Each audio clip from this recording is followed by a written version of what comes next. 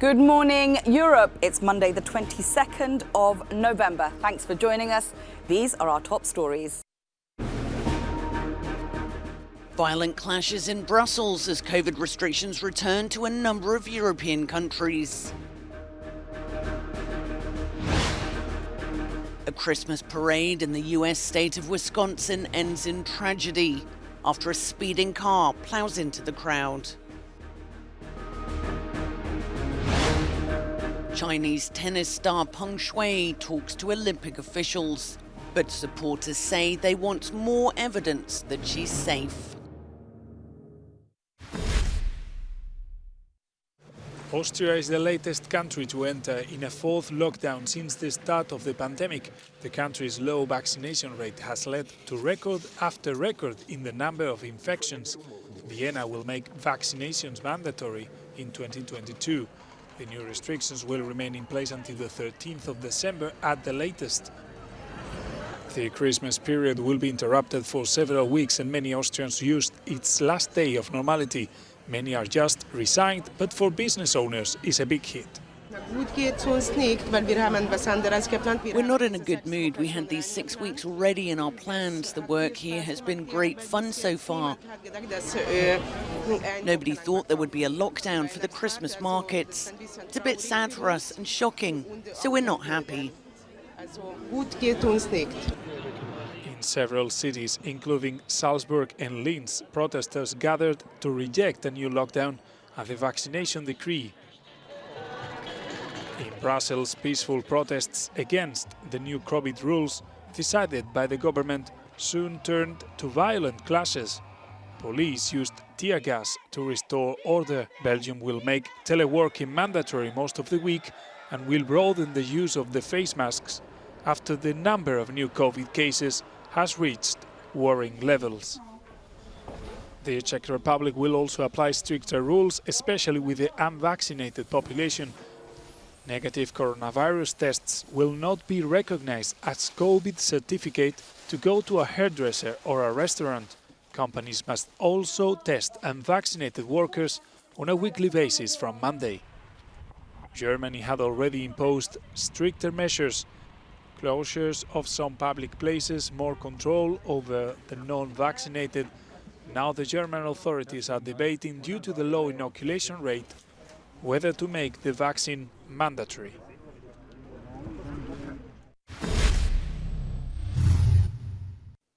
Austrian teachers and parents are quite confused about the new hard lockdown measures which come into effect today in Austria.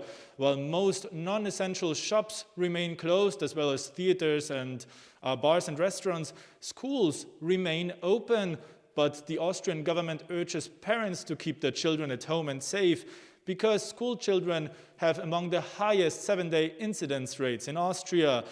But parents are not just worried about their children's education, but also about the mandatory vaccination which has been introduced in Austria, or will be introduced before 1st of February. A lot of protesters have hit the streets on Saturday in Vienna, between 40 and 100,000, but also yesterday on Sunday in Linz there were thousands of protesters, and many of them against the mandatory vaccine, especially for the children. But it is likely that the European Medicines Agency will approve, for example, the Pfizer and BioNTech vaccine also for children starting age 5. So it is possible that the mandatory vaccine will apply also to them in Austria. Johannes Blechberger, Euronews, Millstätter See, Austria.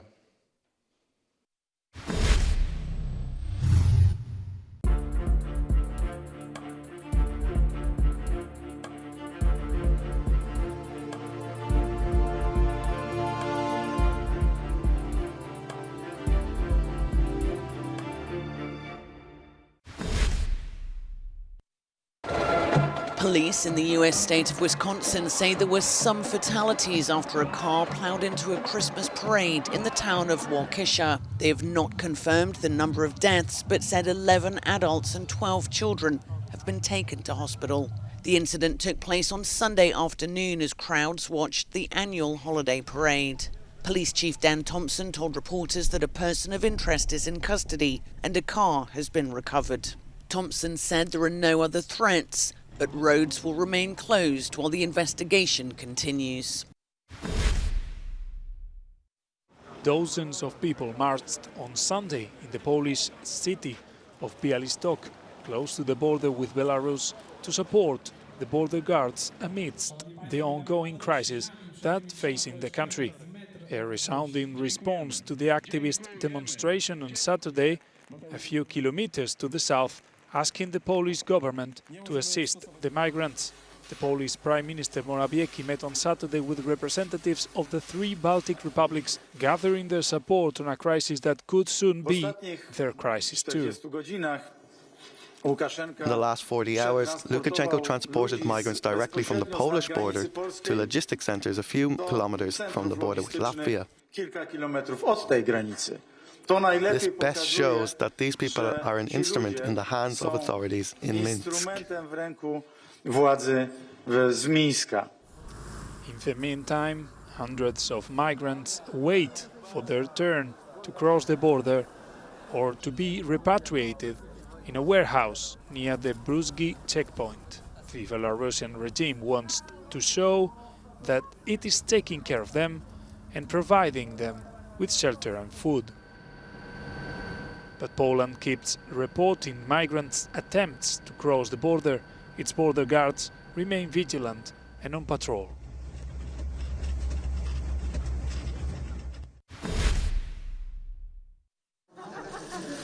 Exit polls in Bulgaria suggest Rumen Radev has comfortably won a second term in the country's presidential election. Several surveys gave Radev around 2/3 of the vote on Sunday, which would mean he'll serve another 5-year term in the largely ceremonial role.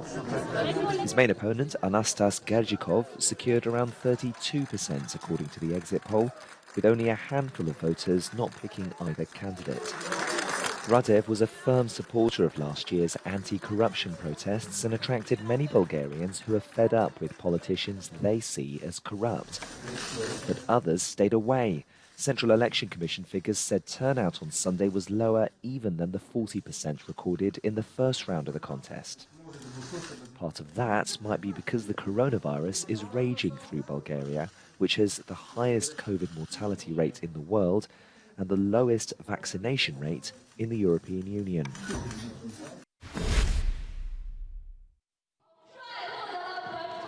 Chinese tennis star Peng Shuai has told the International Olympic Committee she's safe and well, nearly 3 weeks after she made sexual assault allegations against a senior Chinese minister, then disappeared from public view. The IOC's president, Thomas Bach, said they spoke on Sunday, and Peng told him she was at home in Beijing but wanted her privacy respected for the moment. Chinese state media has released several videos of the tennis star appearing at a tournament in the country's capital and at a restaurant in the city. But her supporters abroad, including the Women's Tennis Association, had said they feared she was being coerced. Peng had alleged she was forced into sexual relations with the former Chinese Vice Premier Zhang Gaoli, but her post was removed from social media within minutes.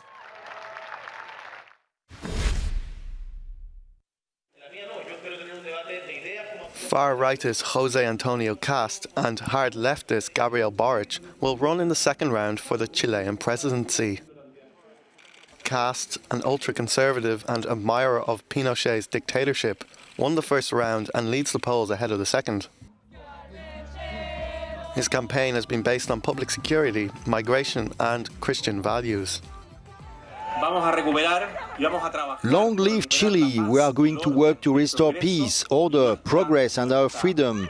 Starting today, every woman who cannot go home in peace because of crime and harassment has hope of living in peace.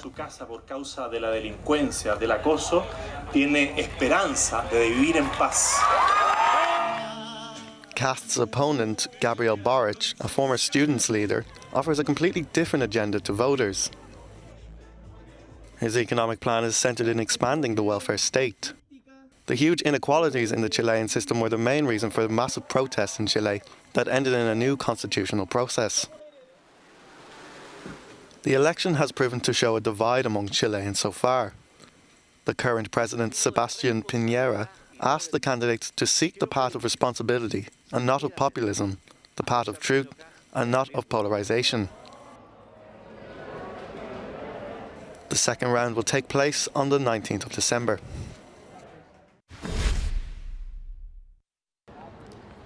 A former driver from Rwanda will go on trial here in the French capital on Monday for his involvement in the 1994 Rwanda genocide. Claude Muhaimana is accused of complicity for driving Hutu militiamen who later massacred hundreds of Tutsis in the western Kibui region. Investigators also say, though, that Mr. Muhaimana has hid Tutsis at risk of death and even helped others escape. His lawyer says that he's been waiting for a chance to fully explain himself for over a decade now. This is going to be the third such trial of Rwandan genocide suspects here in France, whose judicial system grants universal jurisdiction to judges prosecuting crimes against humanity. And France has for years denied requests for extradition from Rwandan authorities, fueling a row between the two nations, with President Paul Kagame accusing France of denying Rwanda jurisdiction. Some 30 trials of Rwanda genocide suspects await to be heard by French courts, and that of Mr. Muhaimana is set to last for a month. The now French national faces a life sentence if convicted. Annelise Borges in Paris for Euronews. Violent clashes in Brussels as COVID restrictions return to a number of European countries. A Christmas parade in the US state of Wisconsin ends in tragedy after a speeding car plows into the crowd. Chinese tennis star Peng Shuai talks to Olympic officials, but supporters say they want more evidence that she's safe.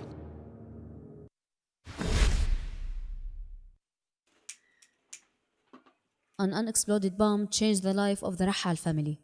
The kids were playing with it when it suddenly started emitting smoke. Mahmoud was not home when the explosion happened, but he got the call to head towards the hospital.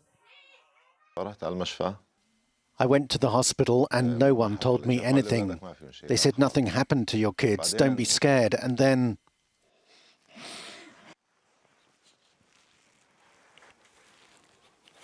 Reem flew for 10 meters and I flew for 5. Maryam and Reem went through 16 operations to save their lives, while their brothers, Mustafa, aged 12, and Yasin, 2, died. Then I saw them, they were put in 2 boxes. I asked, are those my children? They said, yes, I can't go on anymore. Then I called you. I called Dad.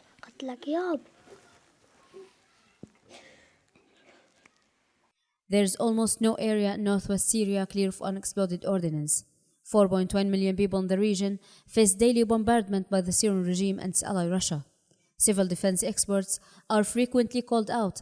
They scan the area for explosives that can remain undiscovered for years, waiting to be activated.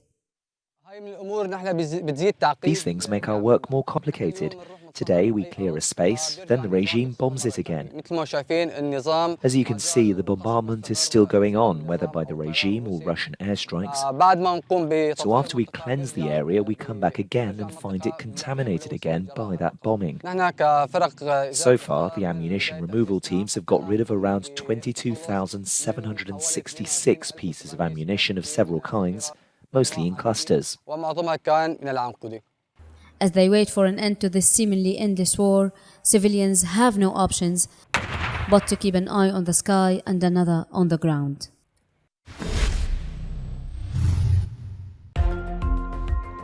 Ethiopian demonstrators protested outside the US Embassy in London to stop what they say is American support for the Tigray People's Liberation Front, a rebel group embroiled in a grueling year-long war with Prime Minister Abiy Ahmed's government forces.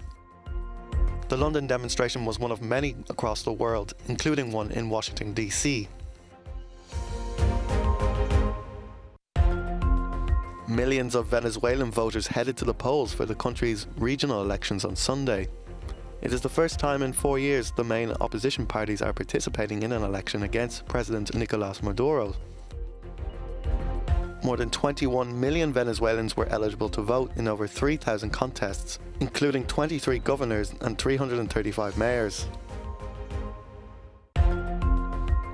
Paris's main street was brought to life on Sunday as its Christmas lights were switched on.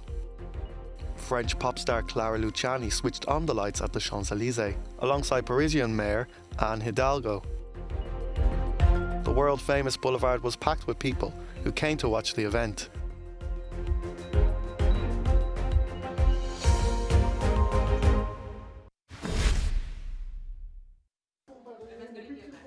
It doesn't need to be thrown away, we can still fix it. Phrases like these are often heard in this cafe in Copenhagen. 6 years ago, the cafe's manager began specialising in events where customers can bring in damaged electrical devices and have them repaired free of charge. We have to take care of the planet. We can't afford to live like we used to live. So we have to make a movement about not throwing things out when it's still working. However, it's not always that easy. Some devices are built in a way that makes them very difficult to open and repair. Sometimes it's even impossible to bring them back to life. Whether it's glue in the product that makes it very difficult to take out a part and replace it, whether it's the use of proprietary tools, meaning you need to have specific tools that are linked to the manufacturer to open a product, or whether it's the fact that spare parts or repair information are very difficult to access. The Dane is campaigning for a new policy to be introduced throughout the European Union. This set of guidelines will rate electrical devices on a scale of 0 to 10, according to their repairability. Such an index has already been in place in France since the beginning of the year.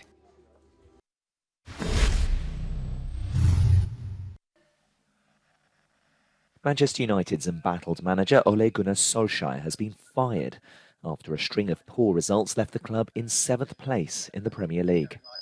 No. That's the short and simple answer, no. The club said in a statement that Solskjaer would always be a legend and that it was with regret that management had reached what they called a difficult decision. It follows a run of poor form, including a 5-0 thrashing by regional rivals Liverpool last month and a 4-1 defeat by relative minnows Watford on Saturday. Speculation now turns to his successor, with the former Real Madrid manager Zinedine Zidane an early favourite for the role. The Frenchman is currently out of work, but he could be the right fit. An appointment by United would reunite him with the Portuguese international star Cristiano Ronaldo.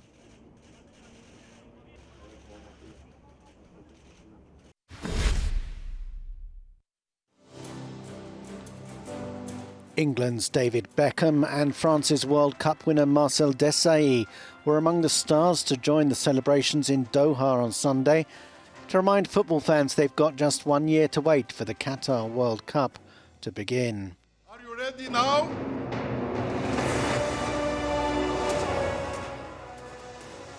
A giant countdown clock was unveiled during the ceremony, also attended by FIFA President Gianni Infantino.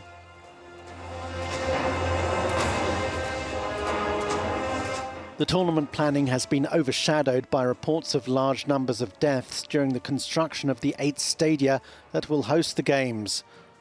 Unproven claims of bribes being given during the awarding of the Games, and concerns over high temperatures, which mean the tournament will now take place in the middle of the European football season.